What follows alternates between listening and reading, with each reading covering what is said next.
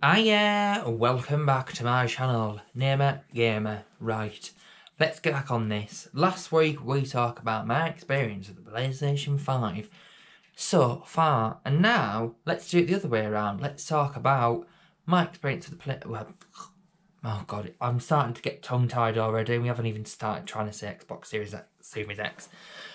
My experience with the Xbox Series X so far. Right, so as I mentioned in my last video, we aren't here for console wars, and I did say that my favourite console or console of choice is the PlayStation. However, we don't like being tied to console exclusives, and we just love gaming, so we do own an Xbox as well, and we always have owned an Xbox. We have the Xbox 360, we have this the Xbox One. I knew I was going to get tongue-tied, and I really didn't want to get tongue-tied.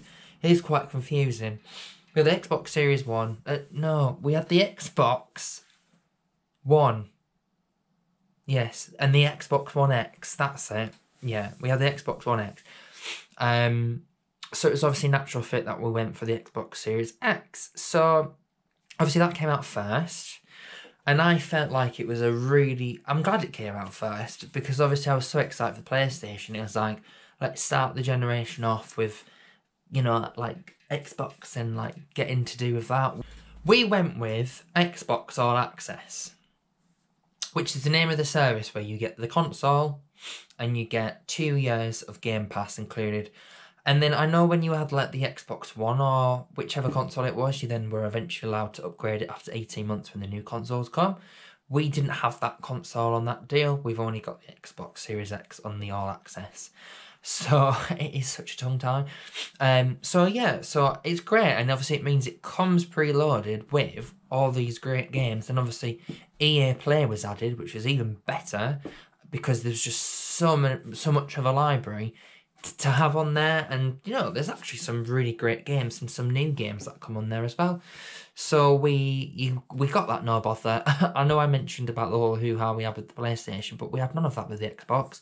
It came, you know, as it was. It wasn't broken. Plugged it in. Really exciting. Easy enough to set up. Downloading the games. I think the first game that we played on it was the Planet Coaster, because we were going to get that anyway. We have it on the PC and we love that game. We actually bought our gaming PC just for that game originally because we love theme parks. We absolutely love them. UK theme parks, I mean, that's all we've really been to. We've been to Disneyland Paris and Portaventura in Spain. We've not done America yet, but I'd love to one day when this is all over.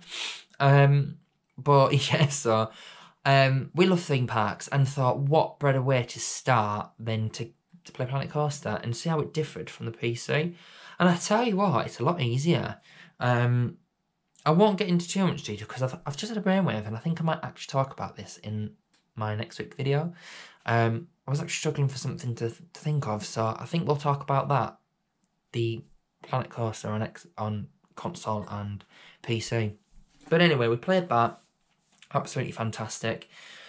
The game itself, you can just, you know, make as much as you want.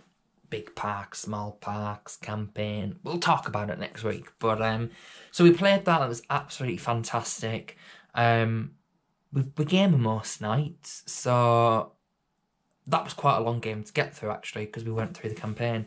By the time that had finished, I think that's round about when the PlayStation should have been here, and because we didn't know the timescales, we didn't really want to start anything too soon. So I kind of just downloaded a few games. I played a little bit of Halo. I've never played Halo before. Funnily enough, I say I'm such a big gamer, but I've not actually played a lot of Halo. So I played part of the first one, and then by that time the PlayStation came, so we kind of stopped playing it. And if I'm honest, I've not played it since, because a lot of the games that we've got on the backlog are actually on the PlayStation 5. As I say, if a game comes out, we like to play the games in the series beforehand. So, for example, it used to be every year. Thank God it's now every other year, pretty much. When a new Assassin's Creed comes out, now we're on the 12th game. We literally started Assassin's Creed 1 on the 31st of October, and we're only just We're level 30 on Origins, and I think the last mission is a level 35, so that just shows you how long it takes. We've been playing Spider-Man in the meantime. We've been playing, actually no, because we started in October, because we'd finished, no actually, tell a lie. Right, bring it all back, woof, have a drink. We started Assassin's Creed on the 31st of October to prepare ourselves and to try and get as much Assassin's Creed done, knowing that it was coming out in November. Then obviously the Xbox came out and we stopped playing it. Then we started playing it again. Then the PlayStation 5 come out, then we had Astro Bot, we had Spider-Man, a couple of other games as well, which I can't quite remember what we played. Oh, Sackboy, A Big Adventure. Yes, that was such a cute game. And now we're back on track to be playing Assassin's Creed. So anyway, that's kind of where our time's been. So yeah, we literally just see the games coming out the month. Anything we like the look of, we'll give it a go. Or if the game's on Game Pass, we'll give that a go. And I think for me, that's why it's such a great console to have, the Xbox, because it saves you tons of money. Because the amount of games that, even when we're on the last generation of Xbox One X and PlayStation 4, the amount of games that were on both consoles, but they'd actually be on the Xbox Game Pass from day one was like amazing, and it actually saved us so much money from just having it. I think it's a little bit different now because, and I am a little bit of a sucker for stuff like this, and how it gets implemented in the future I do not know, although there is a little bit of controversy I know going on about this particular feature with the Xbox. So, but we're not here for controversy, we're here for a good time and a hoot, so we're not going to get into controversy too much. However, I feel like I would be more drawn to play something on the PlayStation 5 because of the DualSense stuff, but that depends obviously on the logistics. So is it on Game Pass? Yes, it is. I'll just get it on there. Which version we're going to prefer to pay for? Probably that one. So controller's fine. We bought the extension leady thing, you know, that plug and play. That's brilliant. It's a lot smaller than the PlayStation, which is great. It looks nice on our little next bar TV. So yeah, I mean, my experience with the Xbox, in terms of setup, was actually a lot better than the PlayStation 5. We just haven't got much use of it yet. Just with the order of the games that have come out and stuff. But I know eventually when they start to release their exclusives and they come into the calendar, we're going to be jumping on them and getting it back open and getting it back on. But I mean, you've just got so many titles to play out the box, and especially if you've gone for all access, it's a no-brainer. It's brilliant. Playing some old games as well, going right back to the Xbox. I remember Fable, when I had an original Xbox. Used to love that game when I was younger. Absolutely loved it. I think I played like Fable 3 when that come out in like pretty much one day. My dad had it and I just like played it right through in one day when I went to see him once, when I went to visit him. So yeah, it was absolutely brilliant.